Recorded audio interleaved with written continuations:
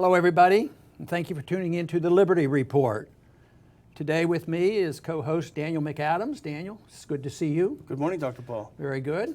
Daniel, today we have a special host and a special guest that we'll be visiting with, a friend of Liberty, and he'll be visiting us from Buffalo, James Ostrowski. And James is a good friend, and I want to remind everybody in the audience that James actually held a very, very successful rally during the presidential campaign, and it was a very good experience.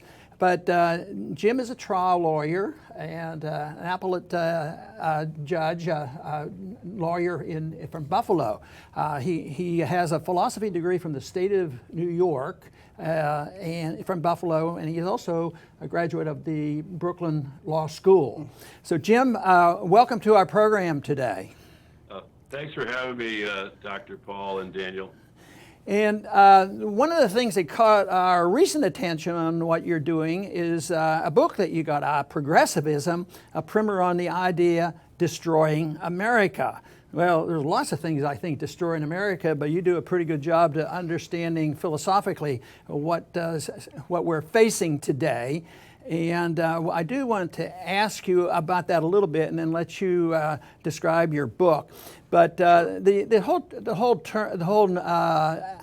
term progressivism has fascinated me because I've been fascinated with how language is used.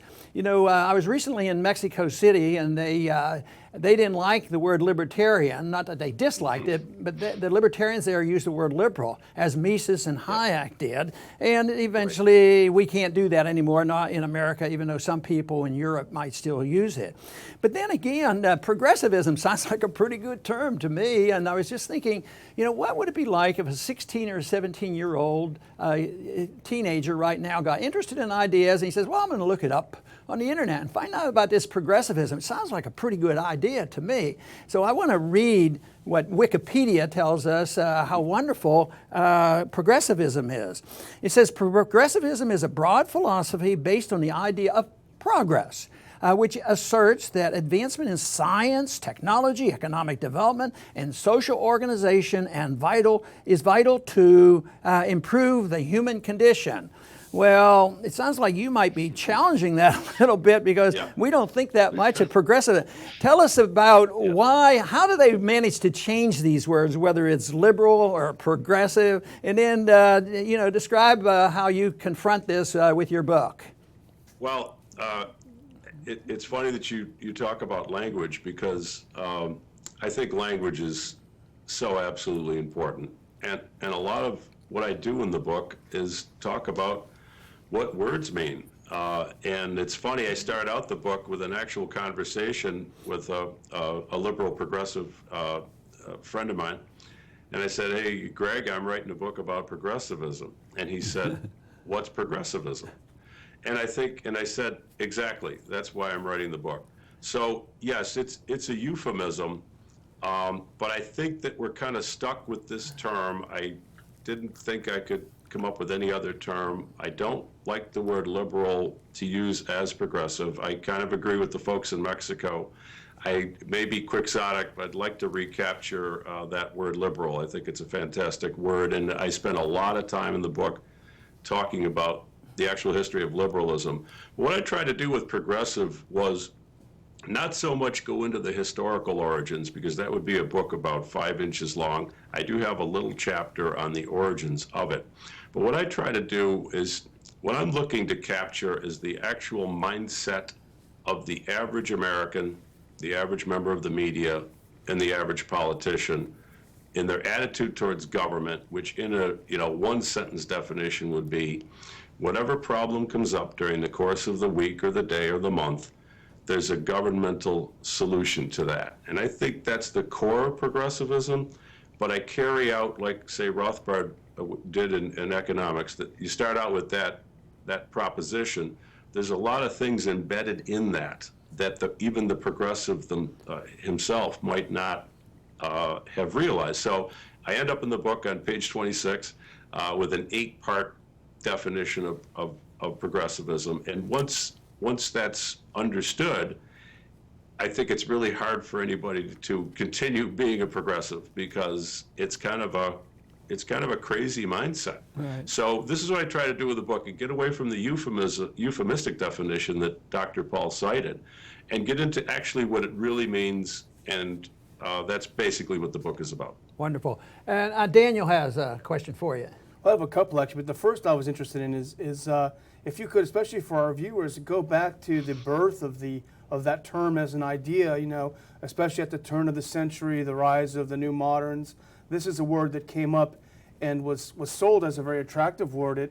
Yes. It certainly, Wilson decided to use and utilize it a lot.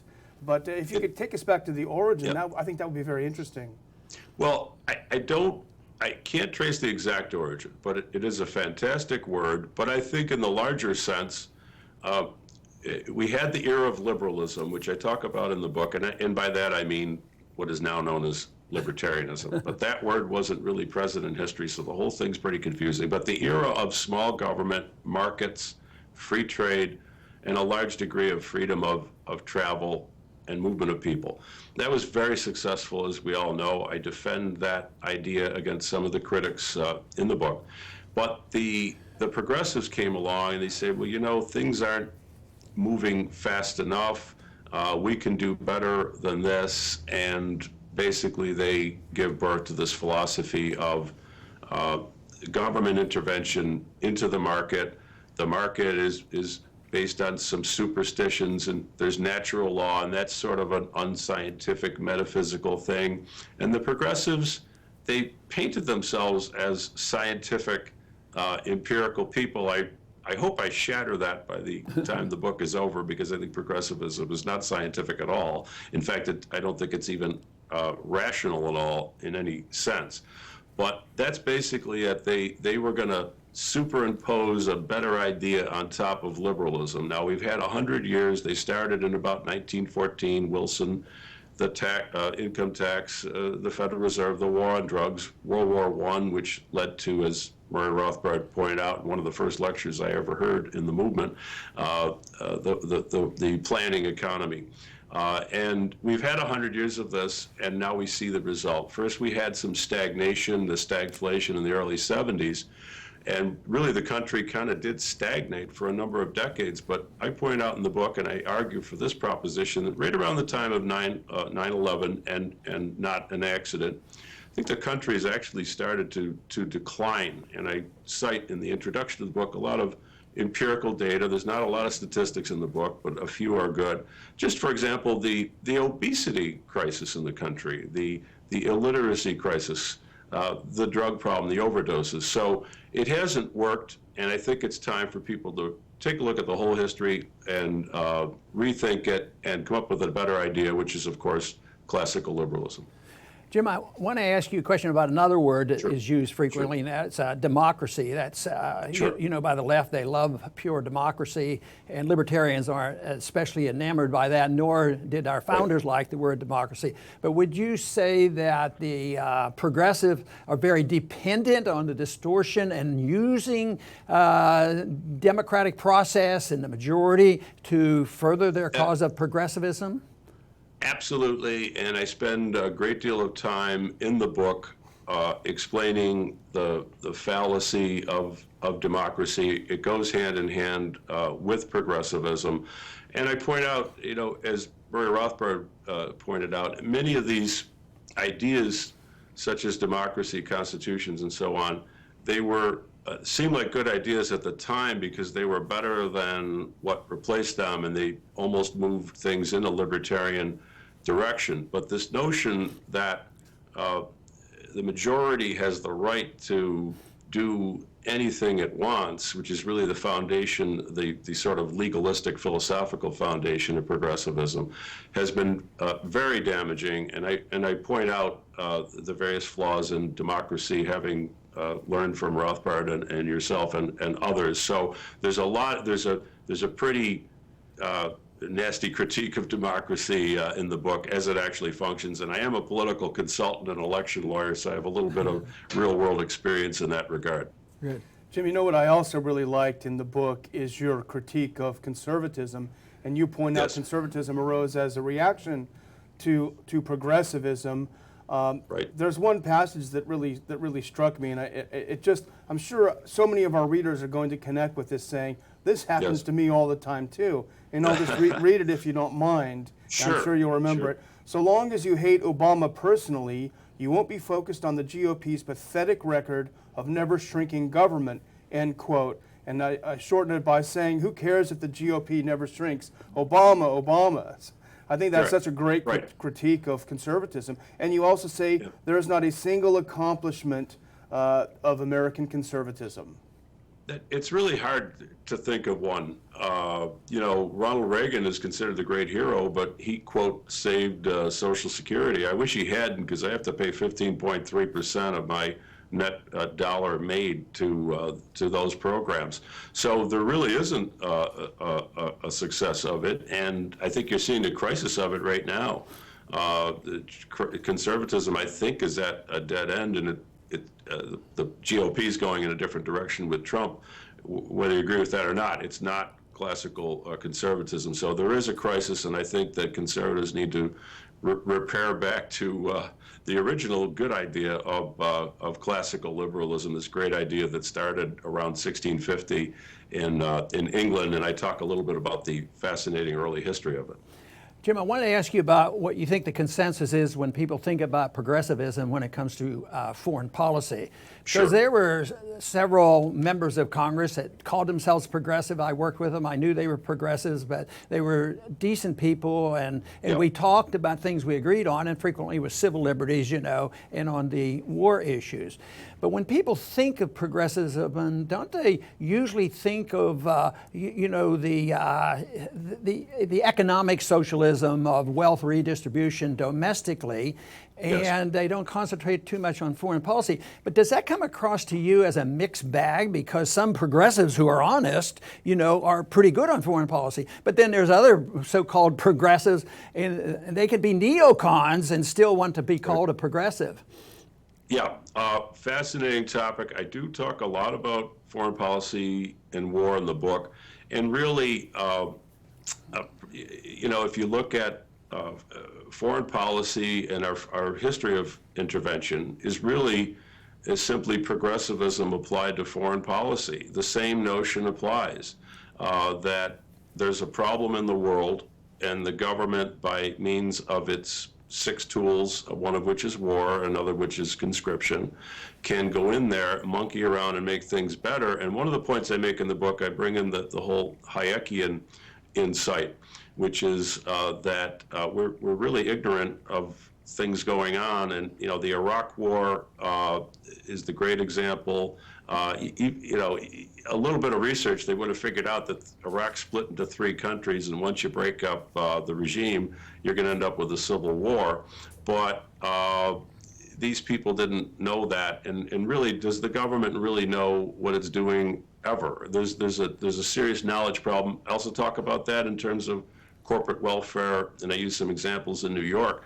I mean, subsidizing solar power company in Buffalo. How do 5 people really know what the market wants? The market's way smarter than 5 politicians. So I try to bring in the Hayekian insight as well. But basically, I think that progressivism is responsible for our interventionist foreign policy, because the progressive is always trying to centralize power, because power is what's going to make us a utopia on Earth. So there's a lot of material in the book on that, and I've learned a lot from you as well in your speeches and papers on foreign policy.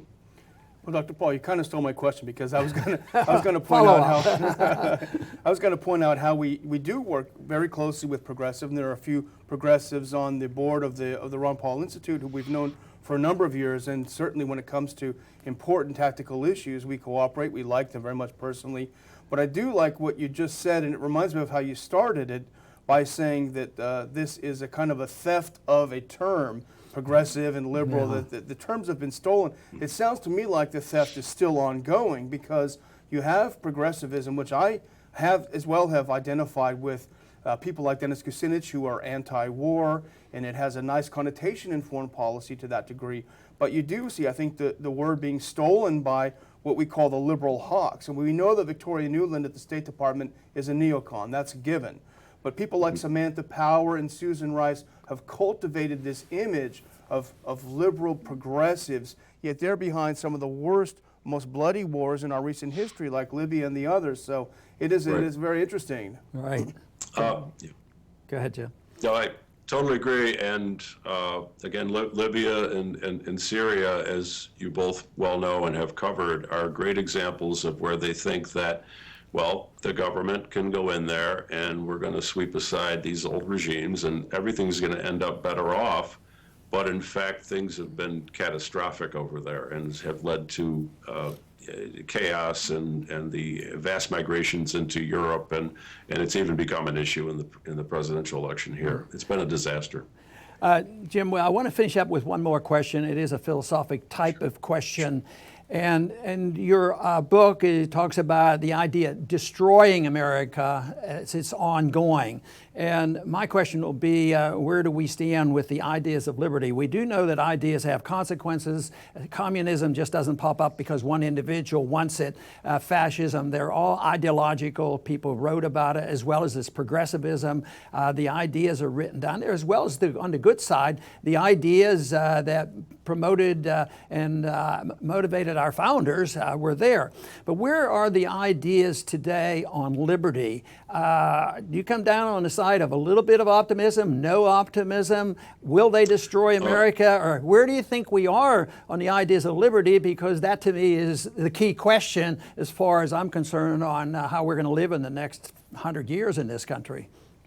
Well, like Murray and you, I believe, I'm an optimist. We're in the fight, but I guess the best way to answer is to say that in chapter 10 of the book, I have a number of concrete ideas along the lines of what I call direct citizen action, things that people can do right now to move us towards liberty. And one of the most important ones is we've got to get our kids out of the government schools. And I know that you have been active in that, and Tom Woods has been active in that, and that's an idea that I think really needs to be pushed. The homeschooling movement has been one of our small successes. There are a number of other ideas in there.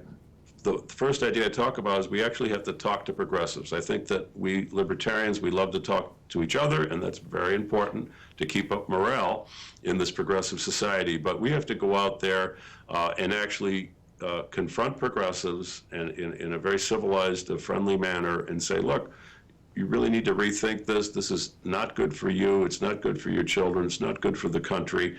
On the website that I talk about in the book, I've come up with some very simple one-page flyers where people can take somebody out to breakfast and just start talking to people. And there's other ideas of that nature. But I think we have to move away from electoral politics and lobbying and towards more creative direct action tactics along the lines that Gandhi and Martin Luther King used in the past. Jim, I want to thank you very much for being with us today. The name of the book is Progressivism, and it's available on Amazon. So I want our listeners to take a look at it because it's a very enlightening book. Thank you, Jim. Thank you, Dr. Paul. It's an honor. And I wanted to remind the audience and the viewers that this issue of dealing with words, of course, is very important, which Jim pointed out and described how words are used against us. But I am also, very, very optimistic about, or at least potentially, of how we can confront it. And books like this are very, very important. And instead of reading Wikipedia to find out how wonderful progressivism is, you also should go to James's book on progressivism and get the truth about it, because it sounds good. A liberal sounds good, but it's a trick. And the only thing that can substitute for that is those individuals and writers and people who have influence who believe and understand what liberty is all about. And that, as far as I'm concerned, is the solution to so many of our problems. And there's a lot of names out there for the authoritarians. I like to use the word authoritarians, and there's all forms of them. And some are mixed, like we point out, some decent progressives, if there is such a thing, might be right half the time and wrong half the time. But you can look at each and every individual issue and find out whether they're going to use the force of government, the authority of government, come down, make promises and lying to the people. And if you don't do what they want, they come down hard on us. And one of the most hypocritical things Republicans do is, boy, do they hate mandates. Hey, that sounds pretty good. They don't want any mandates from Obamacare. But yes, when it comes to a mandate and telling Apple what to do, oh, that's a good mandate. So we need to get young people especially to look for the consistency of what liberty is all about. And that means that there is essentially no mandates. There's only an ability by the government to prevent or deal with the idea of people who get involved in initiating violence. That is the big issue. The rejection of initiation of force and violence is the solution that would give us liberty. I want to thank everybody for tuning in today to the Liberty Report, and please come back soon.